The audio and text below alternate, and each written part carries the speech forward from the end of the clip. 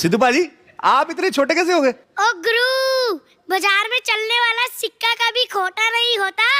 कलाकार कोई भी हो, कभी भी छोटा नहीं होता। वाह, क्या बात है। जैसे 250 ग्राम के सिद्धू जी मैंने पहली बार देखे हैं।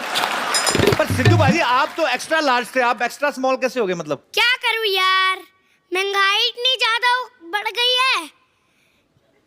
6.5 तो महंगाई बढ़ गई तो क्या हो गया फिर सिद्धू? 6.5 फुट का। अबे सुई अटक गई क्या? ओए 6.5 फुट का आदमी। अबे फिर अटक गई रिकॉर्ड पे। माँ बताओ। क्या मम्मी बताओ, मम्मी ने सिखाया आपको ये सब? 6.5 फुट का आदमी मेंटेन नहीं होता, इसलिए मैंने खुद को छोटा कर लिया। अरे वाह।